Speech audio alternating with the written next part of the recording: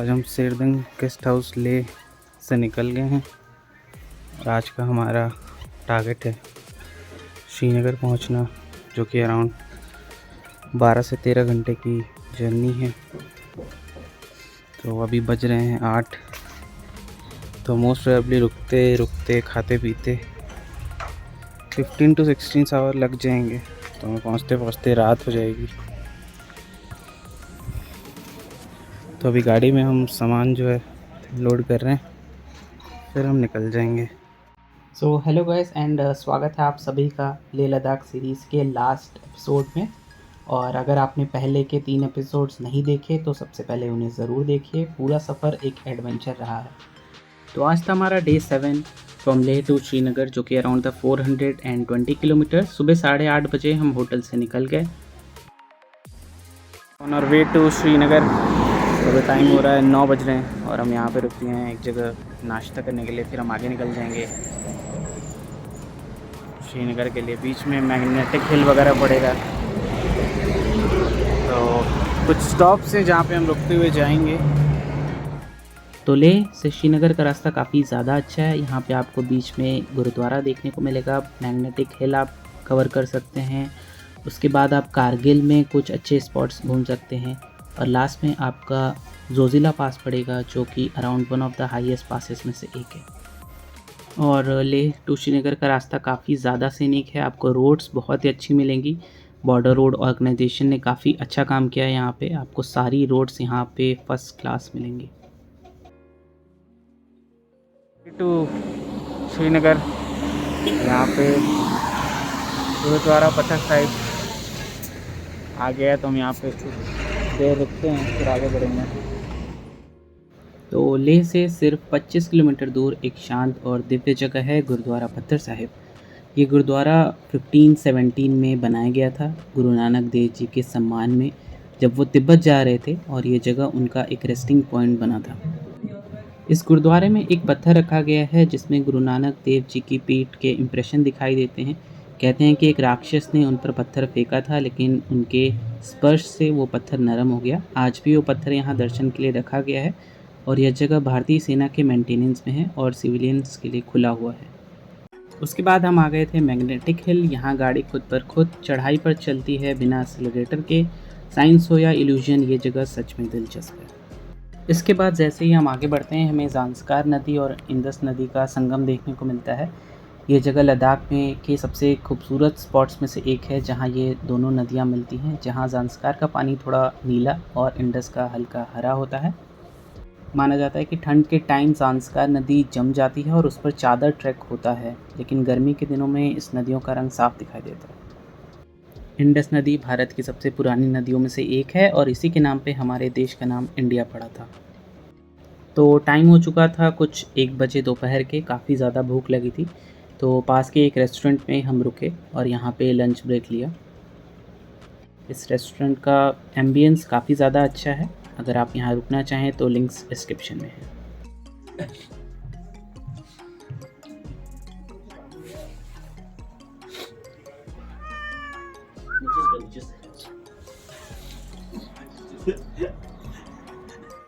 तो लंच वगैरह करने के बाद फिर हम वहाँ से निकल जाते हैं कारगिल के लिए।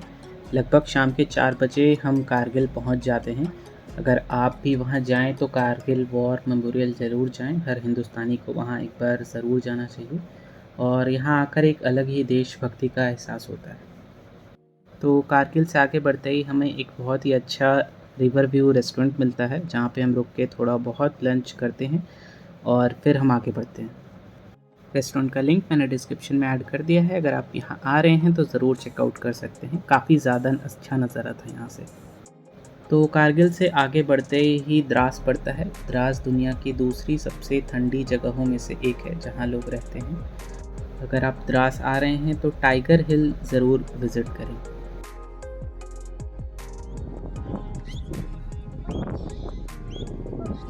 तो शाम के बज चुके थे 6:30 और हम जोजिला पास में एंटर कर चुके थे। ये काफ़ी रिस्की माउंटेन पास है और यही लेह और श्रीनगर को कनेक्ट करता है।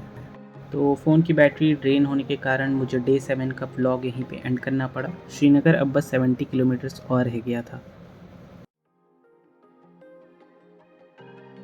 तो एक और नए दिन की शुरुआत होती है। आज था हमारा डे 8 और पिछली रात हम श्रीनगर में पहुंच तो गए थे 8 बजे तक, बट होटल ना मिलने के कारण फिर हमें काजीकुंड में एक रोड साइड होटल में रुकना पड़ा।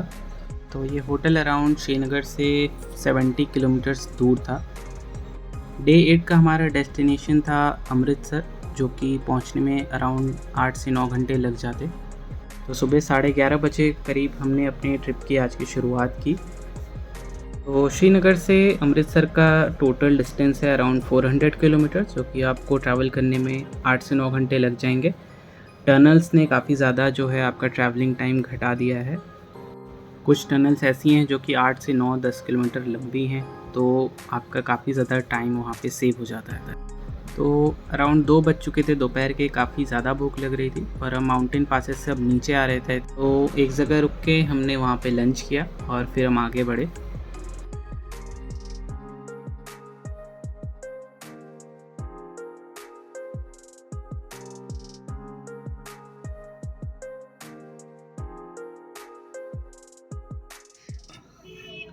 बस बस बस बस बस बस बस बस बस बस जल्दी हो रहा है, चल रहा है। बेचारे को सब गेट पकड़ने के लिए यार, लगा दिए, तो दांत गलत। तेरे। तो यहाँ पे एक फ़नी मोमेंट कैप्चर होता है। हमारे ड्राइवर दोस्त से कंडक्टरी वाला काम कराया जा रहा था। तो खड़ा करवाया गया है। भैया आप सीआरपीएफ में हैं क्या? तो शाम के बज रहे थे कुछ 5 और हम मंसार लेक पहुँच चुके थे। ये एक बहुत ही शांत और सुंदर झील है, जम्मू के पास ही ये पड़ता है। यहाँ पर लोग बोटिंग का मज़ा लेते हैं और लेक साइड पर मंदिर भी है जहाँ लोग पूजा करने आते हैं। यहाँ लेक के पास काफ़ी अच्छे रेस्टोरेंट्स हैं, तो आप आराम से यहाँ पे रुक के शाम का इवनिंग स्नैक्स झील के किनारे बैठ के कर सकते हो।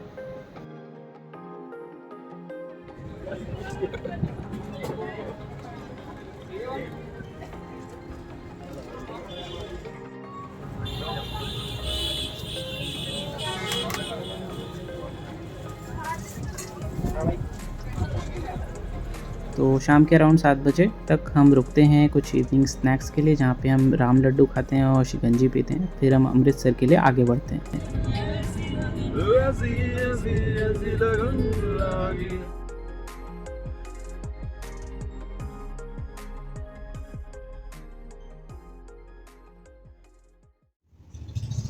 तो रात के अराउंड 10 बजे तक हम अपने होटल सहदेव रेसिडेंसी, जो कि अमृतसर में ही है, पहुँच जाते हैं। और ये गोल्डन टेम्पल से भी काफ़ी पास में ही है, तो हमने यहीं का स्टे बुक किया था। तो टोटल हम 4 लोग थे, इसलिए हमने 2 रूम्स बुक किए थे। अराउंड 100 से 1200 पर रूम का वहाँ पे प्राइस था। ये एक छोटा सा रूम टूर जो है मैं आपको दिखा देता हूँ यहाँ पे।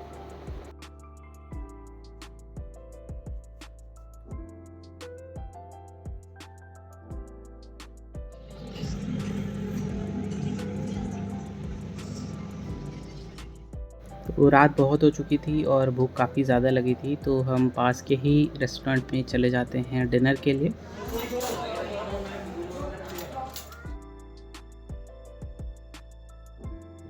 मार्केट एरिया काफ़ी ज़्यादा सुंदर लग रहा था। शॉप तो सारी बंद हो चुकी थी, पर इस तरह से लाइटिंग्स वगैरह की गई थी कि इसका नज़ारा काफ़ी ज़्यादा अच्छा था। तो रात के बज रहे थे करीब 1 और हम गोल्डन टेम्पल पहुंच चुके थे। ये सोने से बना हुआ मंदिर एक छोटी सी झील के बीच में बना है, जिसका नाम है अमृत सरोवर, जिसके नाम पर ही अमृतसर शहर का नाम पड़ा है। तो लगभग आधे घंटे हम लोग यहाँ पे पीसफुली बैठते हैं और सब लोग काफ़ी थक चुके थे। तो फिर हम वापस होटल निकल जाते हैं और डे 8 का ब्लॉग यहीं पे एंड करते हैं।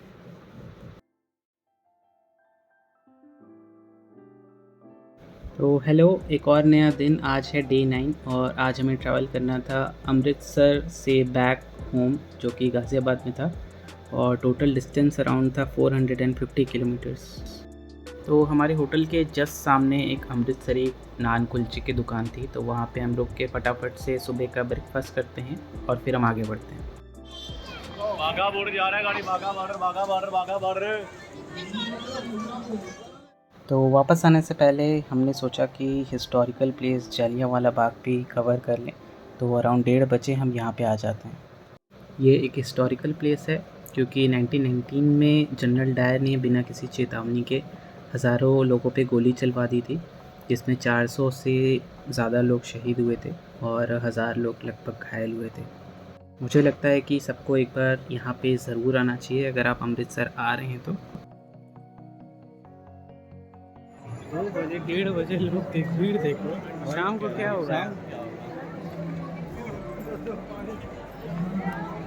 40-42 डिग्री। तो दोपहर का टेम्परेचर था अराउंड 45 डिग्रीज़ और हम लोग काफ़ी थक गए थे, तो हम पास के ही एक लस्सी के शॉप पे गए, लस्सी पी वहाँ पे हमने। तो टाइम हो रहा था दोपहर के 2, फिर हम अपनी ट्रिप कंटिन्यू करते हैं। अभी भी रास्ता कुछ 9 घंटे का बचा था और डिस्टेंस कुछ 500 किलोमीटर्स था from Amritsar to back Ghaziabad. तो इस ट्रिप का ये लास्ट डे था। अंदर से अच्छा तो बिल्कुल भी नहीं लग रहा था, क्योंकि ये सिर्फ एक ट्रिप नहीं था, एक एडवेंचर था, एक लाइफ टाइम का एक्सपीरियंस रहने वाला था।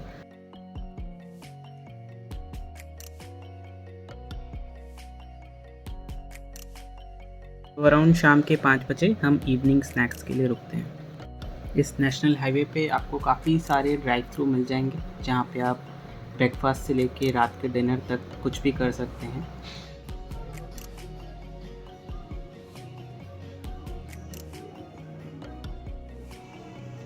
सब इसी में दे दिया है। वही चेक करना है।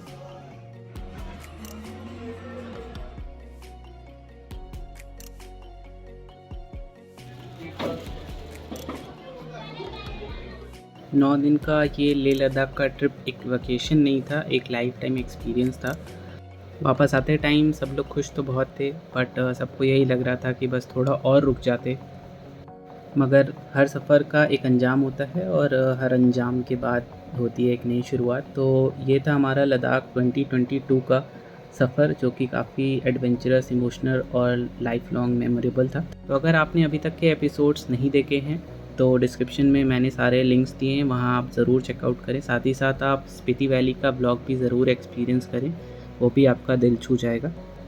लद्दाख ट्रिप ने हमें दिखाया कि दुनिया कितनी बड़ी है और हम उसमें कितनी छोटी सी कहानी है, मगर एक कहानी जो अब कभी नहीं भूलेंगे, क्योंकि जब भी अब हम सारे फ्रेंड्स बैठते हैं तो हम लेह लद्दाख की ही बातें करते हैं। दोस्तों, एक लास्ट बात जो आपसे शेयर करनी थी कि ये लद्दाख ट्रिप हमने 2022 में किया था।